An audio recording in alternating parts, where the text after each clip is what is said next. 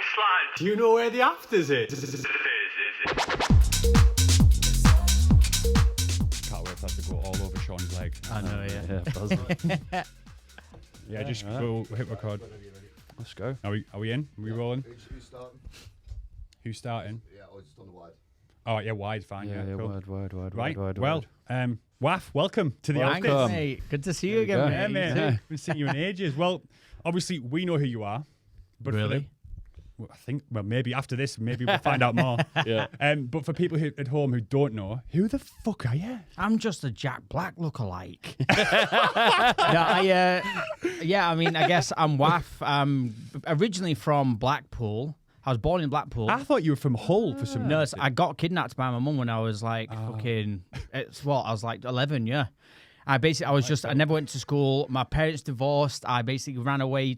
Before I get to that point, my parents divorced. My dad my dad stayed in Blackpool. My mum moved away to Yorkshire with now my stepdad.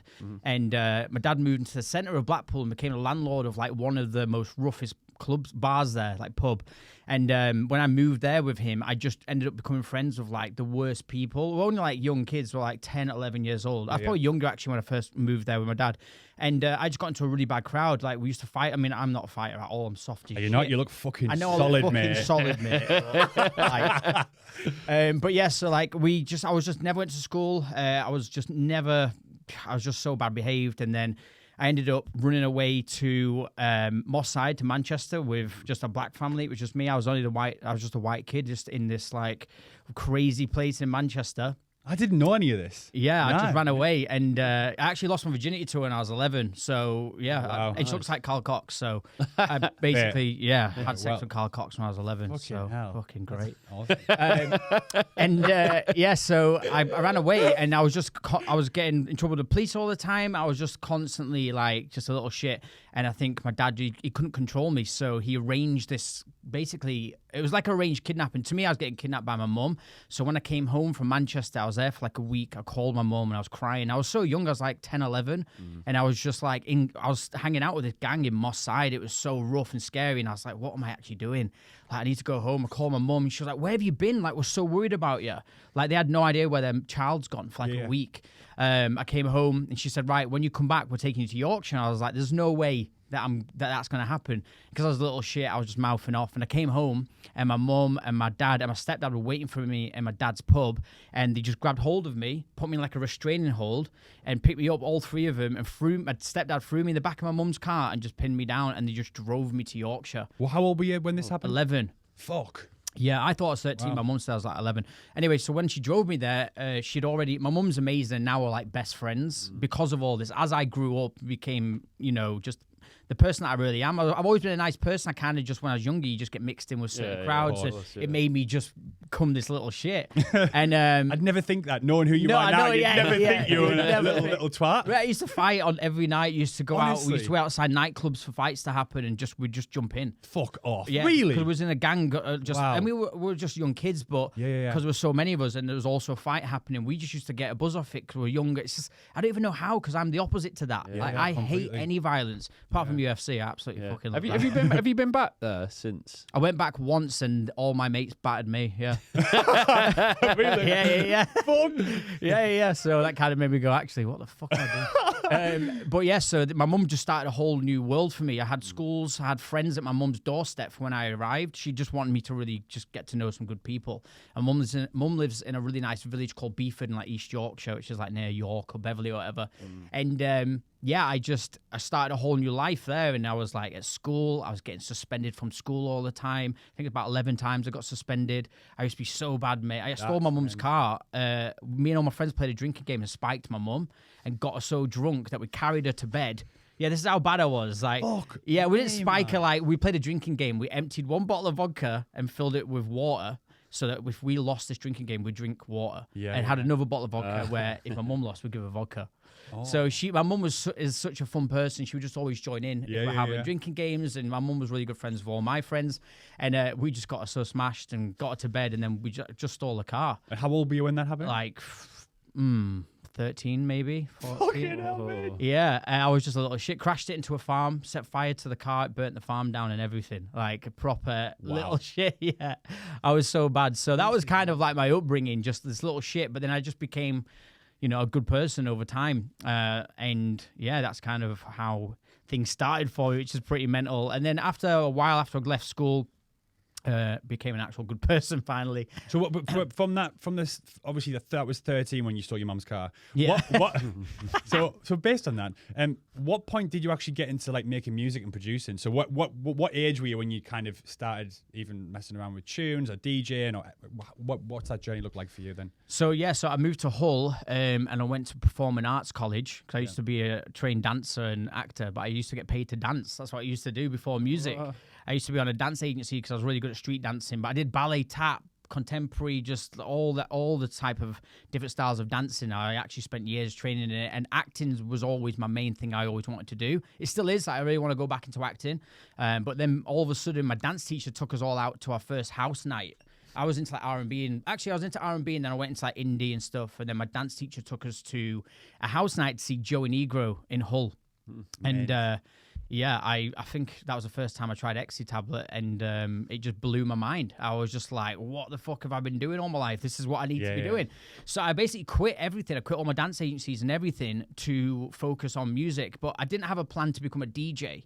It was just I wanted to make music like the music that I would now like blow my mind, which is all like the funky house, head candy stuff at the time, and electro. You remember like electro, like funk? Not Funk Void. It was Put Your Hands Up for Detroit. Yeah, Fed Legrand. Was it? Yeah. Fed Legrand, was it? Yeah, I think so. Yeah, it was. Yeah, it was all that sort of music, head candy, and then it went into electro, and I was like, oh, I love this. So I just sat at home in my student house. Everyone had moved out because I was just having parties all the time, and they were just like normal people, and I was just this idiot. And just started making music. I think I originally it was Fruit Loops that I downloaded. Yeah. And I just started messing about, and oh shit, my phone.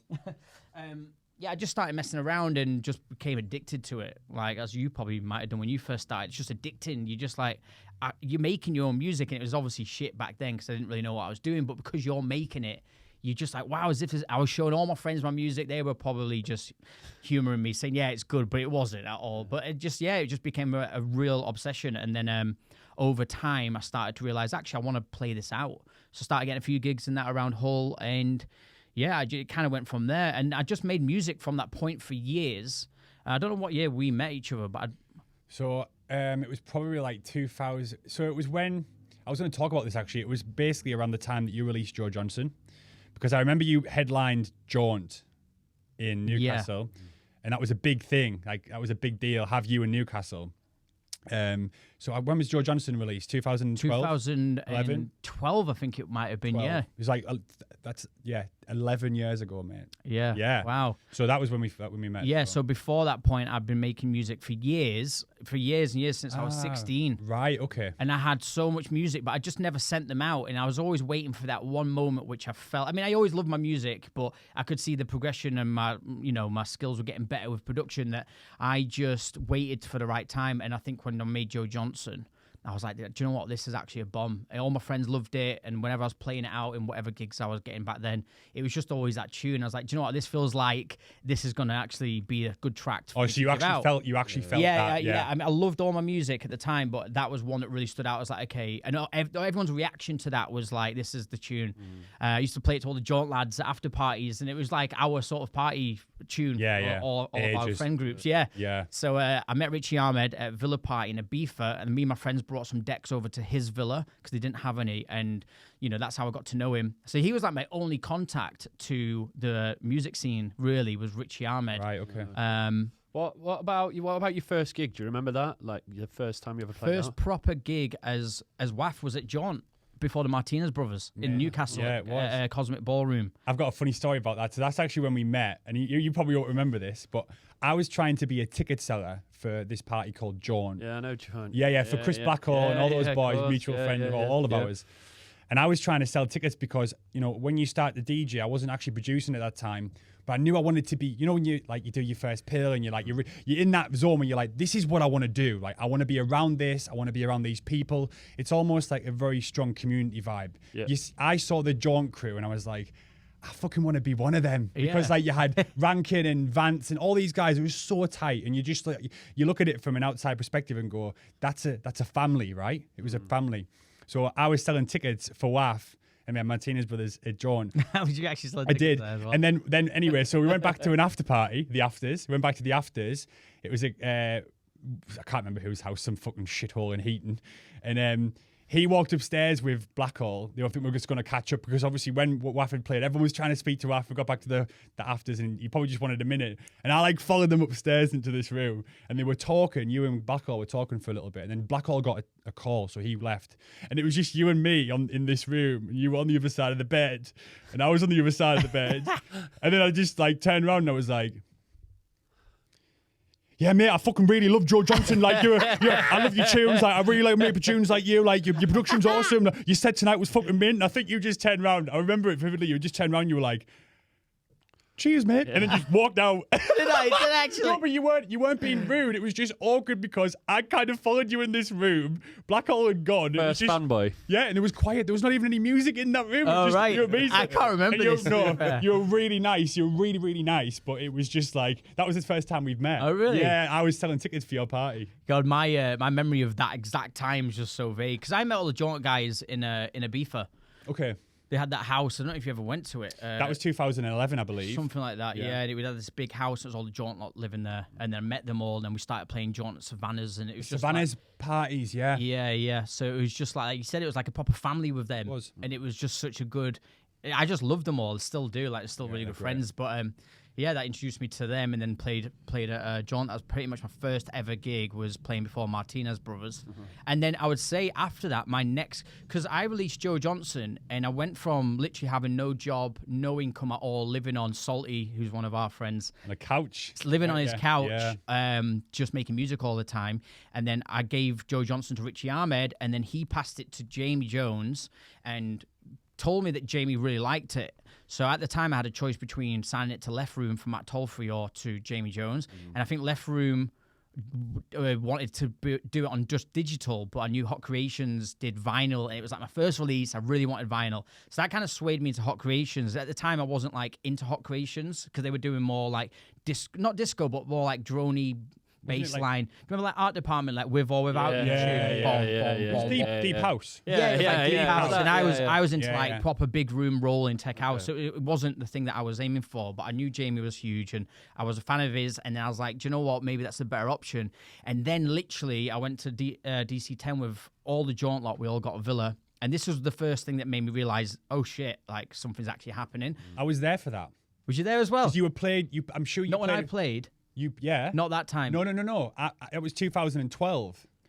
Yeah, with Toddy and everyone was there. When we went to DC10 and Jamie played Joe Johnson and I was in the crowd, and that was the first time. Oh no, maybe another. Yeah, time. but yeah. So the next part is when I was playing there, but yeah, I just went into the crowd with all my mates, and you know what DC10's like? It's just, you're so packed, and you're trying to get through the crowd. It takes ages to find a little spot on the terrace, but you have to like squeeze through everyone. And as we're going through, I could just hear this tune sort of building in with all these like percussion drums. And even though it sounded familiar, I just wasn't paying attention because we were just trying to figure out like where we're going to fucking stand. And then as soon as we got to like this spot, everyone sort of turned to me and went, "It's Joe Johnson." I went, "Nah, it's not, because how the fuck would it be? No one's got it." And suddenly it just dropped. And I've actually got a video of it, and it's just all of us in one circle, and I'm in the middle, and Joe Johnson just drops, and the whole club just goes absolute ape shit. And I was like, "No fucking way!" I'm actually getting chills. Yeah, I did. Because and that feeling is insane when you're actually one of the first times you hear it out, and you're like, but especially not that. Just hearing you tune out, it's mint or getting a video, but being in one of the best clubs in the world with all your mates around you. It was like, what was that like? It was amazing, but because it was so unexpected. I didn't think Jamie. I knew Jamie liked it because Richie told me, but it probably just went over my head, and I didn't think much more of it. So when he played it, I just genuinely didn't think it was my tune, even though I could hear it at first coming in, all the random percussion, like the snares and the all that shots. shit going on. I was like, yeah, it does sound like it, but I was like, nah, it can't be. And then it just dropped, and I was like, no fucking way. So at first, it kind of was a shock, but then when I got home after DC10, I remember I had a moment, just went to the toilet, and it was just me just on my own, away from everyone, and that's when it kind of hit me. I was like, no, I actually got really emotional. I didn't cry or anything, but it was just like, oh my God, it was like you finally made it almost at that point in my mind, and that's kind of when it affected me. It was just a surreal moment, but having all your friends there, every single one of my best mates were there at that time, so it was one of them crazy situations. And then pretty much straight after that was the one you're probably talking about, where I played at DC10. And did you not? This is one I remember. It was very early. It was Joe Johnson, and I was at Cocoon. I was at Amnesia. Right. Did you not play Amnesia? I didn't play there for years. No. Did you not? No. Well, we were maybe then at Amnesia, and we were right near this box. We were with Blackall and Toddy and Adam Fairless, and everyone was there. And we heard Joe Johnson come on, and we were just Sven Vath playing it probably. Sven Vath, yeah, because he had it. He was playing it all over. So it was Sven Vath. It was Cocoon. I remember being there with all of them. It was 2012 when they had that other villa, and we were there, and he played it, and we were just all looking at each other. And I didn't even know you that well, but I knew obviously you were part of the family, right?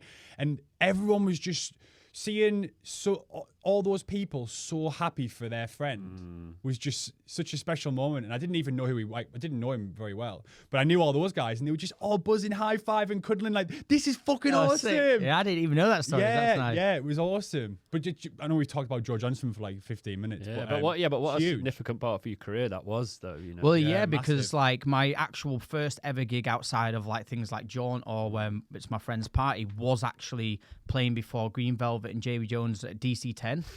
So fucking and that was the maddest. And all my friends were there. Was you there for that one then? No, I don't think I was. Right. No, I wasn't there. All my friends were there for that, and that was like a really significant moment because not only are you getting like a gig and you're getting paid to do it for the first time and traveling the world. Actually, I had to borrow money off Jamie to even get there. yeah. I still owe him that, actually. Yeah, he's let me 750 quid to get flights and accommodation and shit. Yeah. No, well, that paid off. That paid off. Everyone didn't it? Yeah. So yeah, that was like, you know, the beginning of it all really in that moment. Is that when did you know then?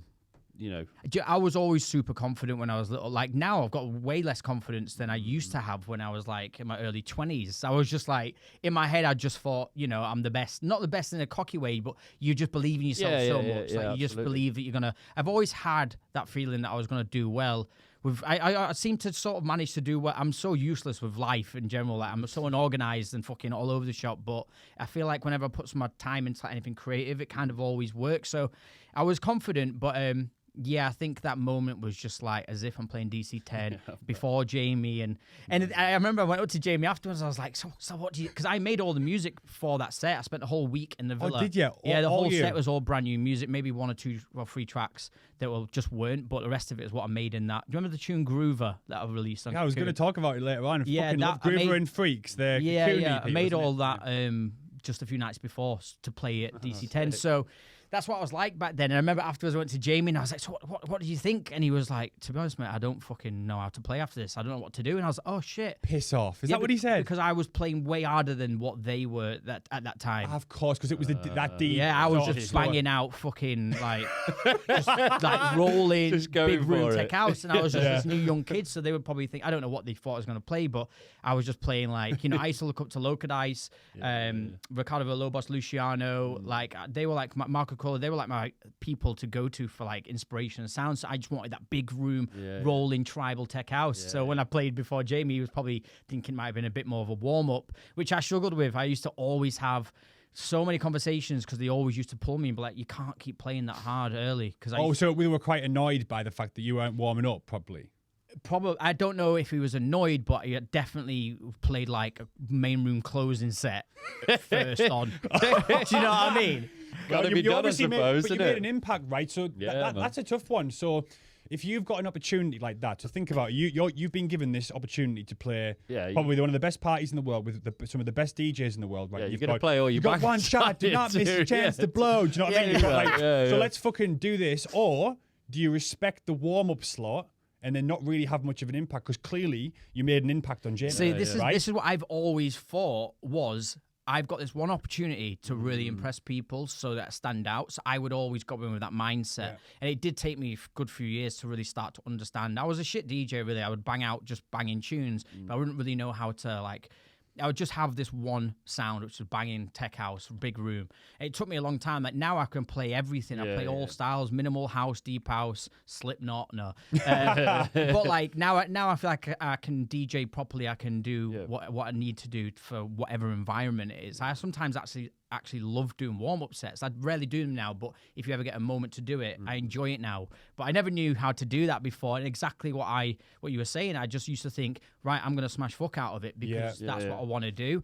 But it used to backfire to me as in like amongst our crew, because they always like, you can't just keep banging it out like that. And I get it, but I'd also be like, yeah, but like I'm not. My frustration was when I started, I see myself as like probably way bigger than what I was. In my head, it was like, I play big room tech house, I should be playing these big headline slots. Obviously, I knew I weren't going to do that until a certain point, but I used to have frustration because I was always put on first. Of course you would be, you're the new artist. But back then it was like, I didn't know how to play anything else but that. So I used to be like, well, I don't play deep house, so then don't put me first. But I would always be first because they're not going to put me after Jamie or before Jamie or whatever. And it's a catch-22 situation. Yeah. So you have to make a decision, right? Yeah. Do you go fucking And this is the in? thing, I did it at Cocoon, my very first gig at Cocoon, which was like one of my best shows at that time. It was like a dream come true to play Cocoon. Yeah, too. And I'd always dreamt of it. I'd always go to Amnesia. It was my favorite club. I'd stand there for the whole night until the morning, look at all the DJs and dream to be in that terrace booth.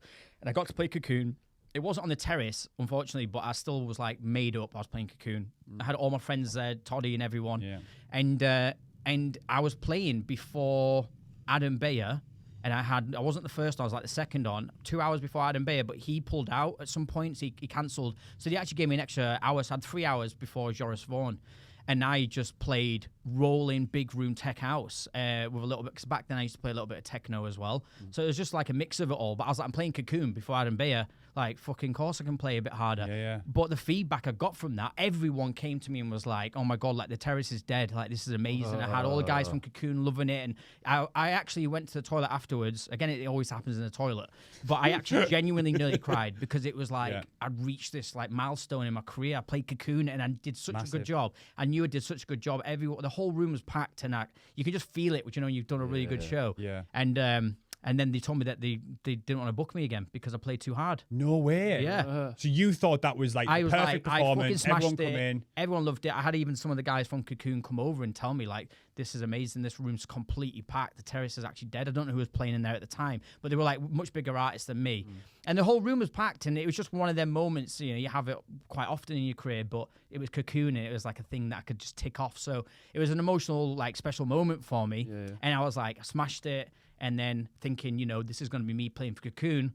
And they actually said that I played too hard, and I don't think they like that. And I was like, what the fuck? I was like, what? I don't get it. It's Cocoon before Adam Bayer, and Joris Vaughan plays rolling. But when I heard Joris Vaughan's music, it was a lot more like lighter, housey, rolling stuff. But I can see that maybe I was a bit more tougher than him, but it would have been Adam Bayer, I think, before him or something. So I don't know, but yeah, that's exactly the thing. I just turn up and go, do you know what? I'm going to do my best here. And sometimes it's the best thing, but it has backfired sometimes, yeah. So what would be, you know, now, you know, with all the experience you have, what would be your advice to maybe the not necessarily the younger you, because it's got you to where you are now, but, you know, for up-and-coming artists who've got maybe that first big set before maybe yourself now, like, what would be your advice to like a warm-up? Like, yeah, so you've got like, a warm-up slot. Like, so this has always been my thought. I always feel like if you're such a big DJ and you're huge, you should be able to come on after anything. Of course you can't if you don't play techno,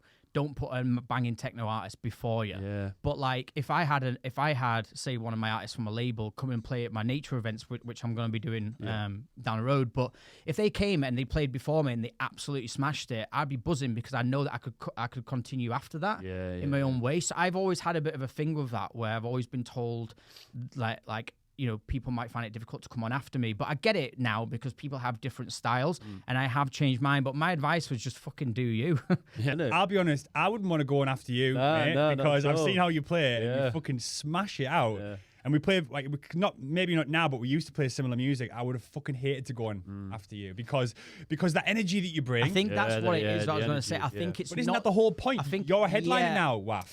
I think that's what it is. From what I've told, it was just like based on the fact that I think I get the crowd going too much. And I do understand that, you know, like, you know, if I have played.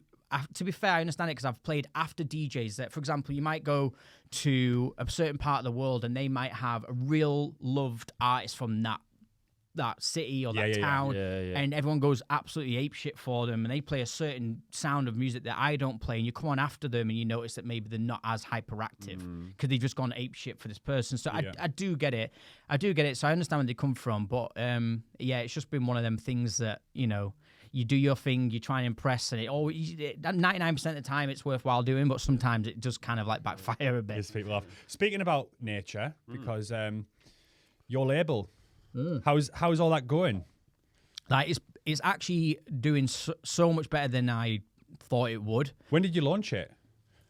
2 years ago. So I spent the whole time during COVID working on my label. I think this kind of like affected my career a little bit slightly because in them 2 years, everybody was just off, not doing anything. Of course. And in that time, I was making music, but I was like saving stuff for my label, but I was also working on my label. So in my mind, I was like, I'm just going to launch my label once COVID ends. But I think in that time, a lot of new artists came about and all this new sick sound that's come out, you know, the house, you know, with another Christosy, East End Dubs. Rossi stuff. These guys who I fucking look up to. I love them. I love that sound. But I was kind of just focusing on my nature thing. So it took me 2 years to sort of make it. And then I've launched Nature, but just quickly going into how it affected my career, I feel like because I spent 2 years not releasing music, thinking that I'll save it all, it kind of, when all the shows came back in, it was like, almost like the attention has gone now to other places. So it was like one of them things that now is actually, it was worthwhile putting my time to. But it did affect me a little bit. I was like, shit, maybe I should have been putting out music. But I got Nature in the end, and it took a long time to make. But yeah, we started it just after COVID. What year? I can't even remember what year's anything now. Because COVID's like fucked my head up. It's fucked a lot of people in terms of time. Right. Because I remember like thinking you almost lost a year last year. I was like, what the fuck happened the last 12 months? Because of just being sat around for ages. But yeah, so when it came to the lockdown and you not releasing music, so for me, because it was 2019-20, I was still touring, and then 2020 came, we went into lockdown, and I didn't have any music lined up, and I did exactly what you did, but didn't save anything and just didn't make anything. I wasn't in a good place, and I found straight away, as soon as things started to go to normal, because I wasn't releasing, and because I wasn't air quotes current still, or got anything in on Beatport or wherever the downloads are, people move quickly. It moves. Music moves so quickly, like fashion, right? So probably the same as you. If you want releasing music, everyone's looking at other things.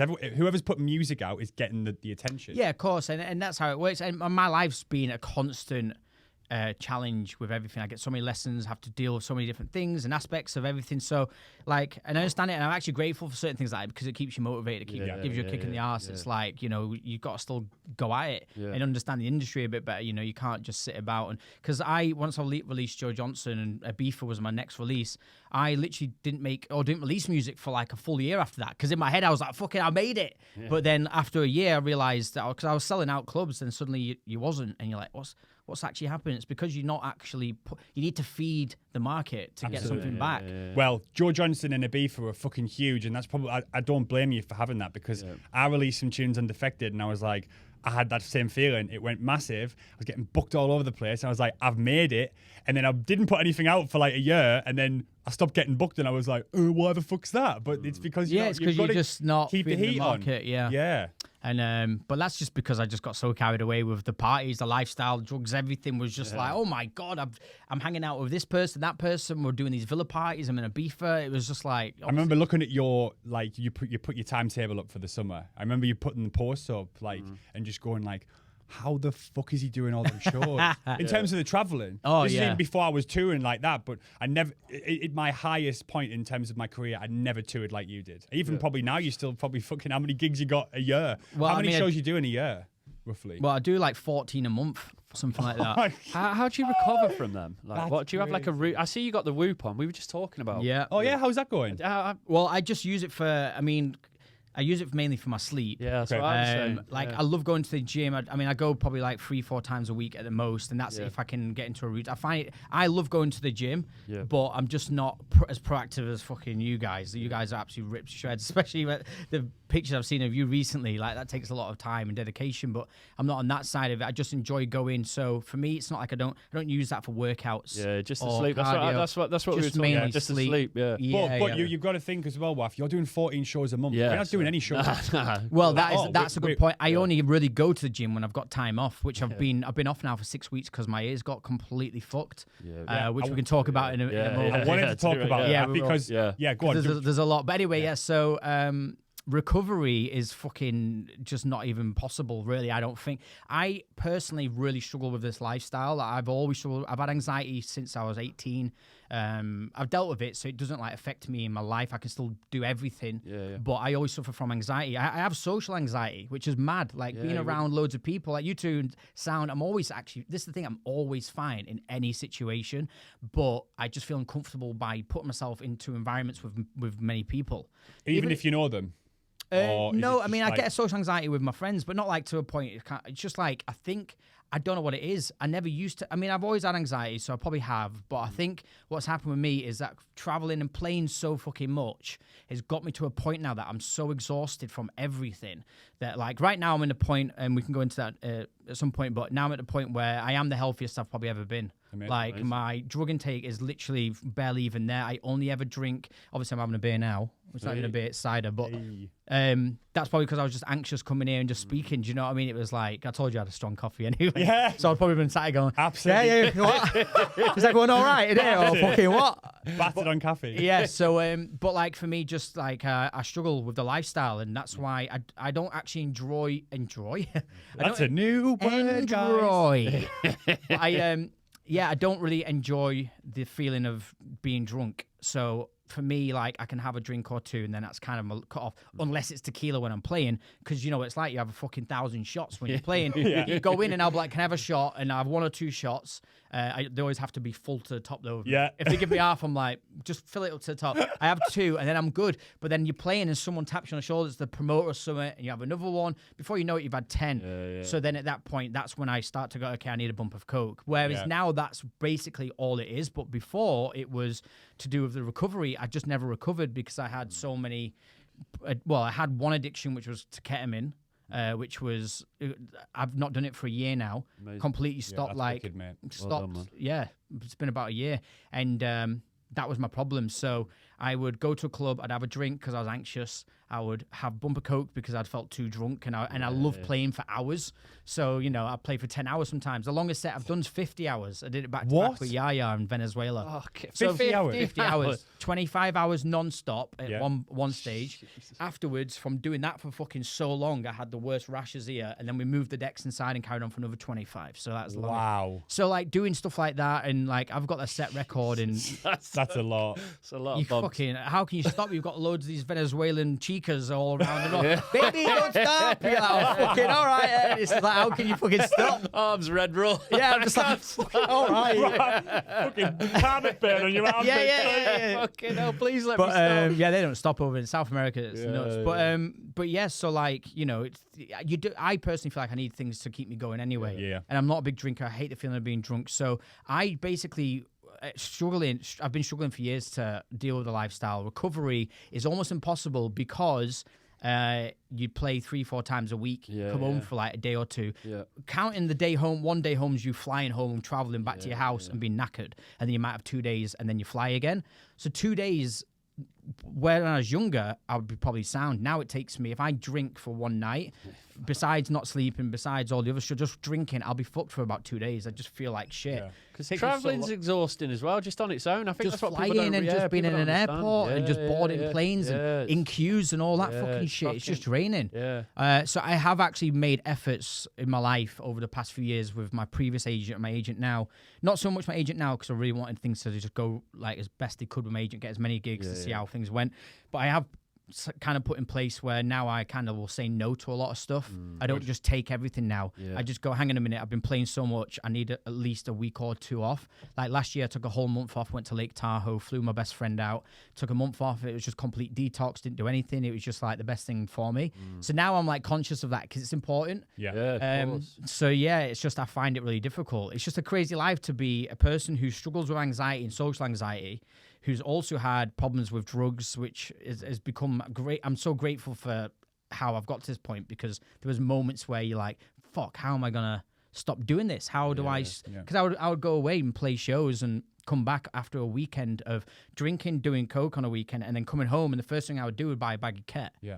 And I would do that probably every day I probably did that for my whole career until basically a year ago, and now I haven't touched it for a full year, and I know I will never ever go back to it ever again. And like you were saying downstairs, the feeling of, I mean, you're completely sober now, right? Yeah. So the feeling of that after all the shit that we used to do and partying and getting on it, the clarity and the mindset and the strength that it gives you and everything is just fucking, it's better than everything. And it also made me a better person, like just more motivated. My life's got better. And now I come home from a weekend and if I feel like fucking shit, I go, oh my God, I feel like shit. And I just want to sleep and rest. And now I think, how the fuck did I even do anything else when I came home? Because no wonder I've had such a bad time traveling and stuff when you don't even give yourself a moment to rest when you get home. Yeah. So no, I think it's really good that you've opened up about this, because a lot of people who have followed you and been to many of your gigs, downloaded your tunes, and know you as an artist, you don't see this stuff on the social media. Absolutely. I mean, in any career, like anyone who's got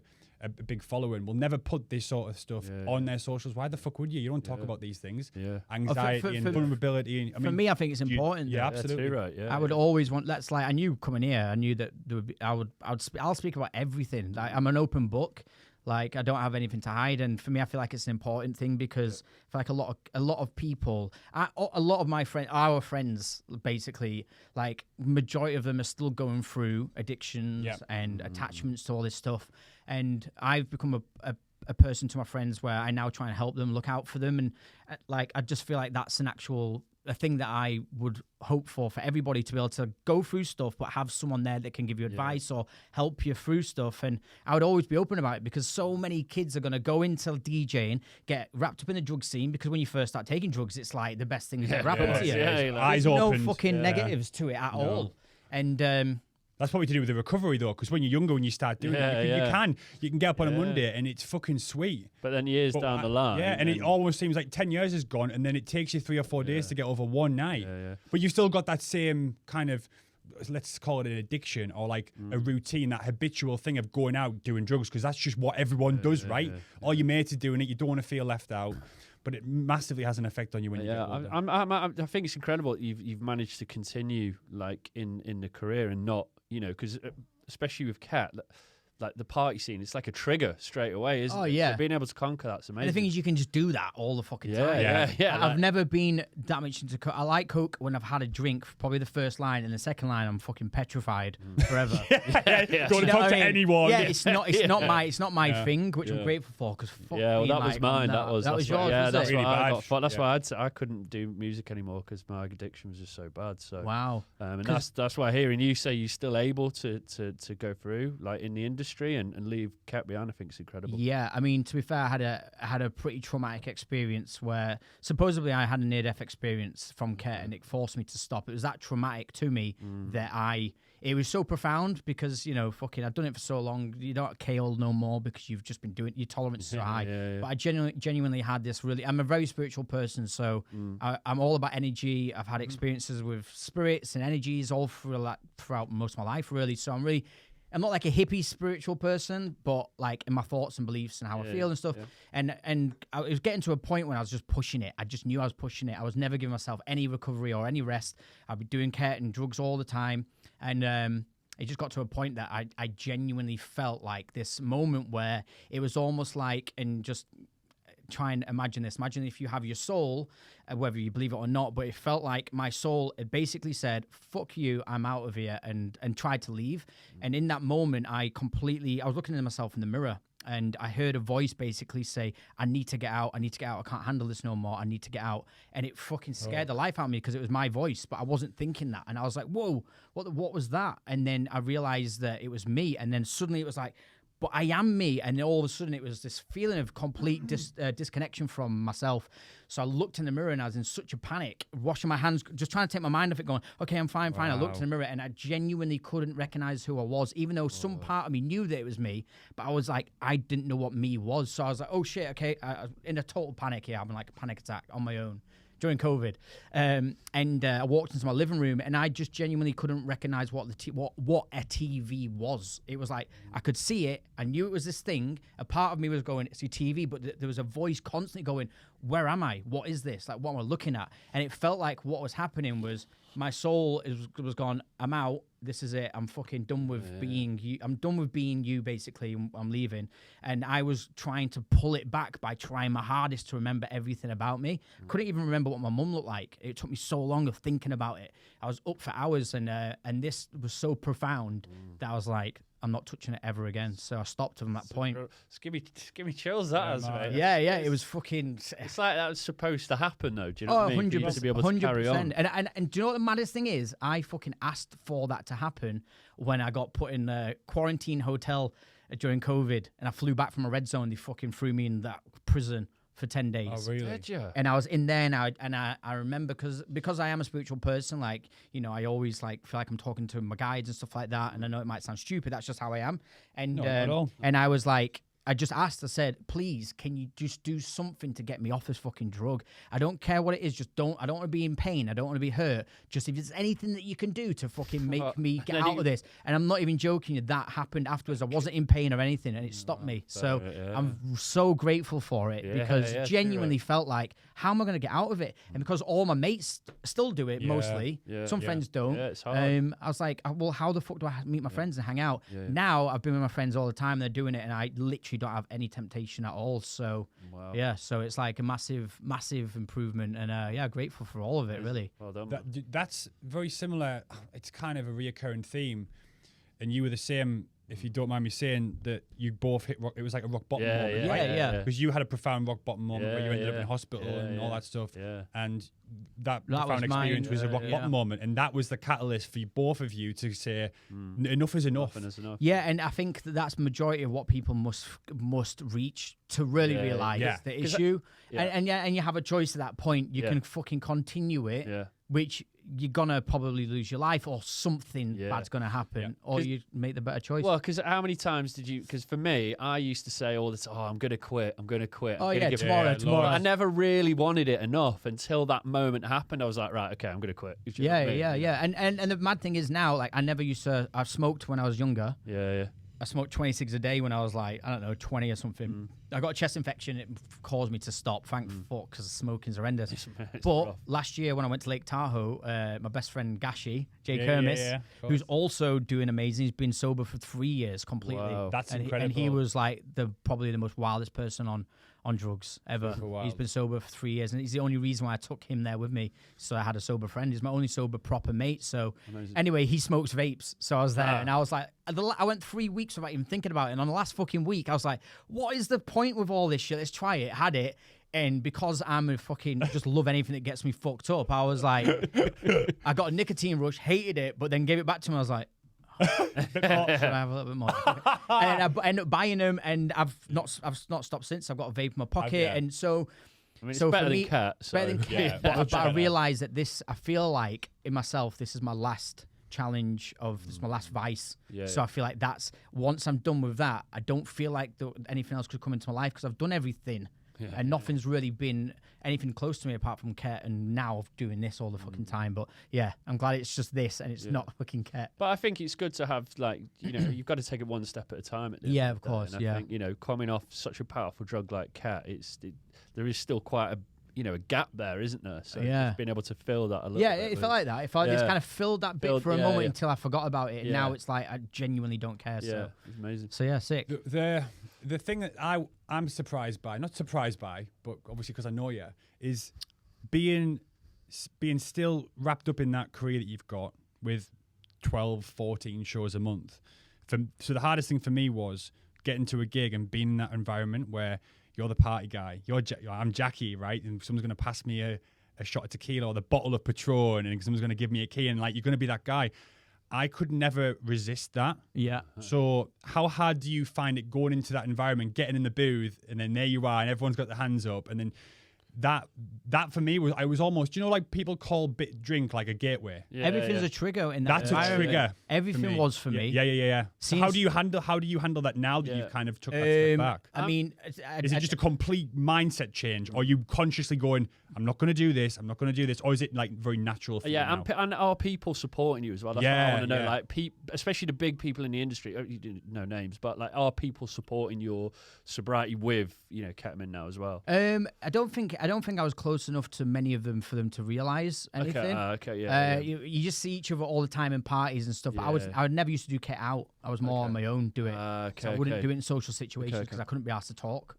and I like being a sociable person. I think because of my social anxiety, I just put extra effort in being sociable. Yeah. So Ket would make me feel back to being probably that introverted. And so I didn't like it amongst people. I was just like that on my own. Okay.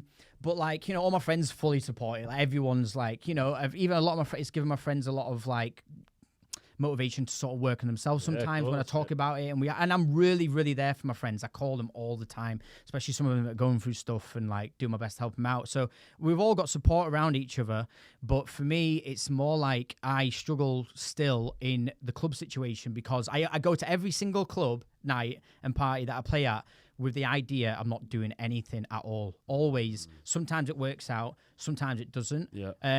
But for me, just as long as it's stupid, but I kind of see it as more of like, it's not a medication, but it's like you're self-medicating because I have anxiety, so I'll have a shot or two. I mean, sometimes I'll end up fucking drinking half a bottle a night. You just sometimes just go for it. Because as soon as you as soon as you open that door, it's very hard to stop it. Yeah, of course, so 2 shots is fine, but because I like to play, I always ask to play longer than 2 hours. So 3 hours is like my average set time. A lot of places let you play longer. So I used to just do loads of coke. I used to ask for it before I used to show up to the club and get it in the club, or they come drop it at your hotel. And then I'd still, because I don't do much of it because it makes me terrified. But I'll go back to my hotel and do it in the hotel room. Now that's completely, I don't do that at all. That's completely changed. I'll only do it in a club when I feel like I need a bit of a bump and just to keep me going. So, but I still struggle with it. It's not like a thing that I'm completely past. It's still a thing that I'm really challenged by. That's what I wanted to kind of touch on. So some people might listen to that conversation that you've just kind of reeled off about the journey from and having that experience to now and think, oh, he's cured. But it's not the case. Every time, if you've got any addiction or you've been in that scene for 10 whatever years, you go in that situation in a club and those triggers come back immediately. Oh yeah, so it's an ongoing battle straight away. Yeah, of course, straight away. And if the worst thing for me is if I play somewhere and the crowd aren't that responsive, because then I start getting fucked. I need to change my music up and figure out something else. Well, that's the anxiety. Then I'm like, right, give me a fucking shot. Because as soon as I'm like a little bit drunk, I genuinely will just play whatever I want to play, and it always works. I think it works all the time anyway. You get in your head and think, fuck, like they didn't react to that when I think they should have. Because last party they went mental for that.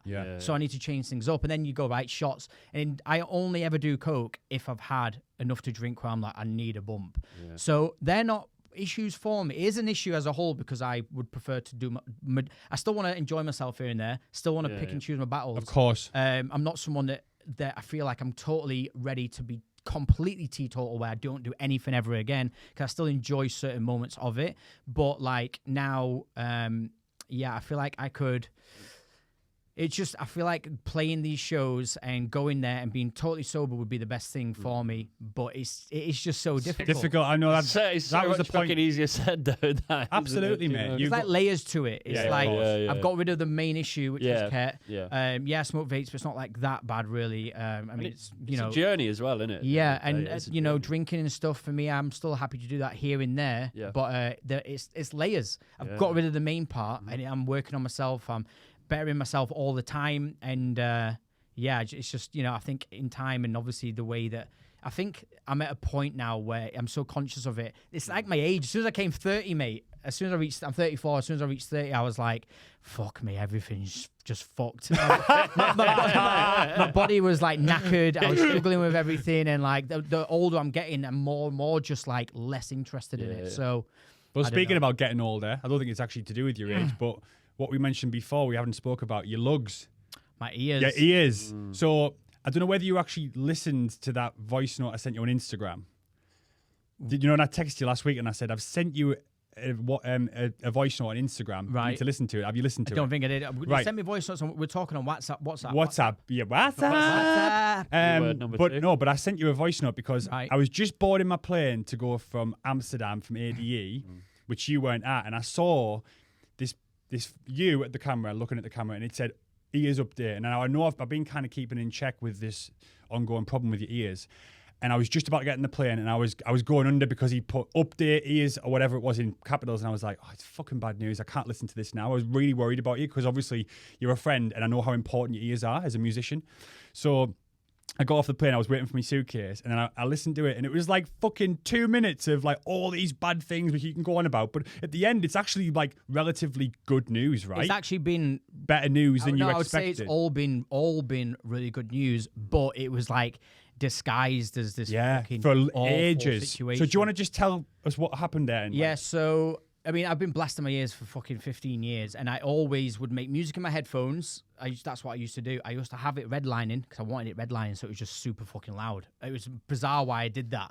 on Ableton, it would just have to be in red, so it was that fucking loud. By the way, anyone listening here who's a producer who makes music at all, headphones or anything, listen to this because it's really important. Yeah, It really is I want important. everyone to know. Listen to this. I want everyone to know that, like, you do not want to do what I did. Yeah, so, like, I used to make music in headphones from the age of 16 pretty much to, well, probably about about a year ago. I used to make music in my headphones. Got my own studio at my house, but when I'm traveling and stuff, especially headphones on all the time. Yeah. My ears have been knackered. Well, my ears have been great, I felt like. Up to about 4 or 5 years ago, I went to Burning Man. And I always would have the volume too loud, though. That's something to add to it. I always would have things too loud. In the booth, you mean? Yeah, everyone's always said like I had it too loud. Now I realise probably why. And did you ever wear ACSs or anything like that for your earplugs? Earplugs. So I got them when I was younger, when I first started playing for Paradise. Bought them, went and got them the whole molded, and they were like 150 quid or something, which probably was expensive back then. I was just like, God, I've got these earplugs. And then I put them in my ears, and I literally put them in for about 2 minutes and went, fuck that, and just threw them back in my bag. And I was like, I can't DJ with them because it took out all the fun of it. Yeah. It was just like, someone said to me, it's basically like having sex with a condom on for the rest of your life. It's like you just like having 3 on. You're cutting out all the pleasure of it, Yeah, but it's for your own safety. Yeah. And I was like, that's the best way to put it. Yeah, it is a really good way of and I was just like, nah, I'm not fucking doing that. And I basically just spent the whole time DJing without them, which now I regret. But I've just had some really scary news because I went to Burning Man. After Burning Man, I came out of Burning Man. We're driving back from Nevada to LA. And you know, like when you're driving or flying and you go for altitude and your ear pops. Well, I had that whilst I was asleep, but instead of it popping, it felt like my whole head fucking just exploded. And I genuinely thought I had like a brain hemorrhage because it wasn't like, oh, I've got a bit of a headache. It felt like my whole head was like about to like explode or something. There was so much pressure. Went straight to hospital. They looked at my ears and they told me that both of my eardrums were about to rupture. So they gave me these. Scary, man. They gave me this steroid injection in my arm, and basically what they said, I must have had a sinus infection, probably Burning Man and doing everything there. But the sinus infection from the pressure of the altitude changing, making your ears pop, and because I was asleep to not actually equalize or whatever, the sinus infections burst to your eardrums and caused an instant ear infection in both ears, which nearly ruptured your eardrums. So I basically experienced about 4 weeks going deaf. My hearing went so bad because it was so inflamed with infection and everything. Terrifying. Ended up getting all medication sorted after 4 weeks of being in this hotel room, like scared as fuck. My lifeline was hearing the traffic outside. As long as I could hear that, I was like, oh, at least I can still hear, because my hearing just started getting like this. And I was like, oh my God. I would go back to the doctors every night in a panic. My ears eventually told me, you're not taking enough ibuprofen. You need to take higher dosages to bring all the inflammation down, which I did, which caused me the last 2 or 3 years of agony with gastritis, which just got sorted, caused by all the anti-inflammatory tablets that I was taking. So it fucked me right up. This was the worst thing I've probably ever gone through, but which is totally gone now. And it took a week to get rid of. And I spent 2 years just dealing with it, thinking it was anxiety. And it wasn't. But anyway, so because of this ear infection, I've spent the last 4 or 5 years with just my hearing declining over time and not really understanding why. I just think it's because of the music. So just maybe 6 weeks ago, I was making music. I dragged a sample into the track I was making, but the audio on it was super high, and I didn't realize. And my speakers just sounded like, when I played it, it gave me a proper jump scare. But it was so loud, and my speakers went, pfft, and I was like, oh fuck, my ears, and they were already bad at that point. And then all of a sudden, this loud, just like, it sounded like a vacuum, like, came into both ears with all the ringing and everything, but super loud and all this pressure. And I was like, shit, I've absolutely fucked my ears. So I went to doctors. They told me I had acoustic shock, which is where a volume over a certain decibel gives you a shock, basically. It's so loud. And so I basically went to doctors. They gave me all this information. They gave me hearing tests. And my results showed that I was at minus 34 decibel in my hearing, which is minus 35 is classed as a disability because you can't understand speech. So they were telling me, like, do you have to lip read? I was like, not at all. And they were like, well, that's weird. So they were like, you're minus 34, you're so close to being considered, like, disabled, which I fucking love. But then they told me that my results, the charts and the stuff that, the test results showed that the damage to my ears wasn't actually from loud music. So that got me really worried because I was like, well, then what? And obviously, we all know what's happened to Michael Beebe recently. Yeah, of course. He went through the same thing and found out, unfortunately for him, that it was, fucking really serious, which I can't imagine going through. But I had a moment of like, oh shit, here we go. And then he told me that like it could be to do with that, but he also told me it could be like a disease, degenerative disorder, could be family genetics, loads of stuff, loads of fucking scary stuff. Yeah. But the one thing I was holding on to is like it might be, and he said he thinks it's this because it's a common thing. The ear infections have left, but they've actually caused a blockage of fluid in your inner ear, which causes your eardrum to not vibrate.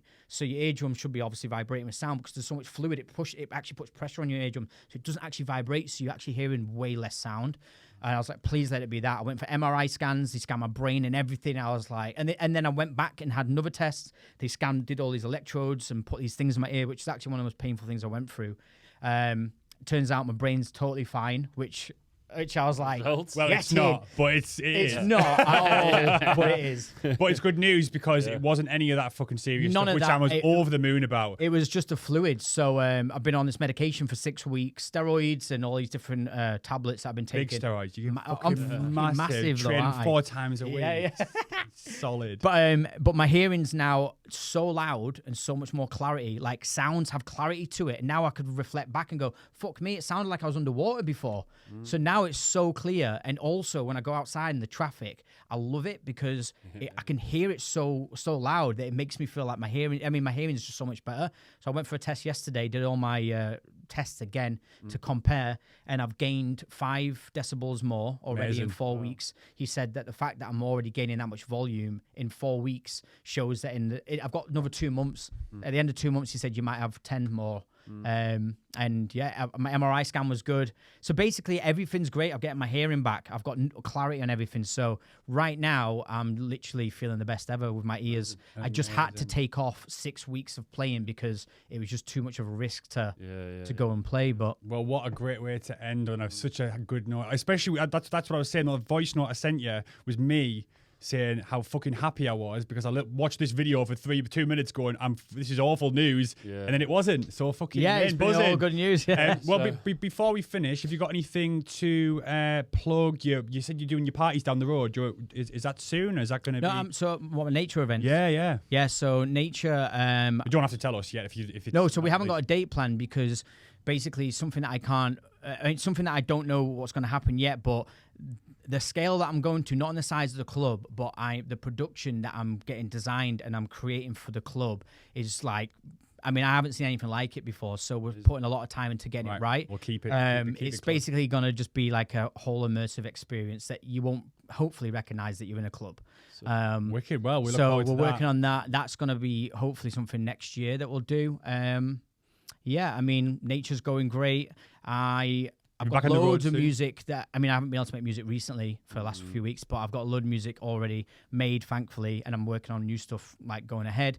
For next year, I got my own release called Nature. I'm trying to do some releases for people like No Art, Archie's, Microhertz, EastEnders. I'm just going to try and reach out to these guys and just put some different music out. Nice. So yeah, it's got some things planned. Wicked. Well, mate, thank you so much for coming on. I also want to thank you for showing vulnerability in terms of the things you were talking about, the anxiety and the drugs and stuff, because I feel that's really important and people don't talk about it enough. Yeah, it is important, and I think they should be talked about more. So absolutely. But yeah, thank you so much, mate, and nice one. Cheers, everyone. Nice one. Cheers. Cheers.